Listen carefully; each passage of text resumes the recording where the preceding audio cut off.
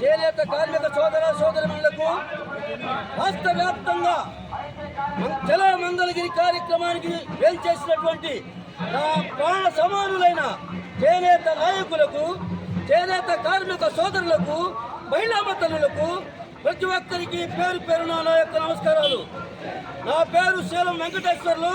జాతీయ చేనేత ఐక్య వేదిక సంఘం జాతీయ ఉపాధ్యక్షుడిని, జాతీయ చేనేత ఐక్య వేదిక సంఘం రాష్ట్ర అధ్యక్షుడు, జాతీయ చేనేత ఐక్య వేదిక సంఘం ప్రధాన కార్యదర్శి. మిత్రులారా, ఈ రాష్ట్రంలో 50 లక్షల జనాభాకి పైన చేనేత కులాలు ఉన్నాయి. 18 చేనేత కులాలు, 50 లక్షల జనాభా. కానీ కేంద్ర రాష్ట్ర ప్రభుత్వాలు దారుణంగా మనల్ని మోసం చేశాయి. చేనేత వ్యవస్థను సర్వనాశనం చేశాయి. గత ప్రభుత్వం వైఎస్ జగన్మోహన్ రెడ్డి 24,000 చేనేతలకు ఇస్తున్నామంటే అందరూ సంబరాలు చేసుకున్నాం, పాలాభిషేకాలు చేశాం మనందరం కూడా జగన్మోహన్ రెడ్డికి. కానీ ఏం చేశాడు?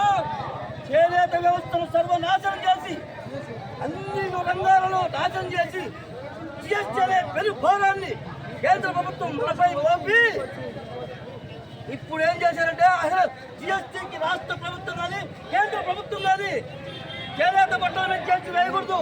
రాజ్యాంగంలో ఆర్టికల్ 43 అధికారులు ఉంది, దాని ప్రకారం వేయకూడదు.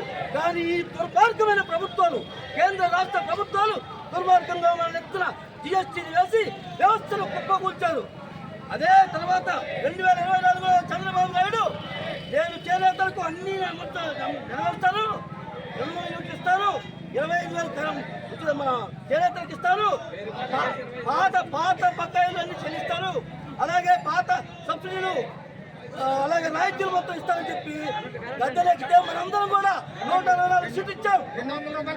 కానీ 200 ఖర్చు చెప్పారు. అయితే ఇప్పటి వరకు ఒకే ఒక మాట రాష్ట్ర ప్రభుత్వాన్ని సూటిగా అడుగుతున్నాం.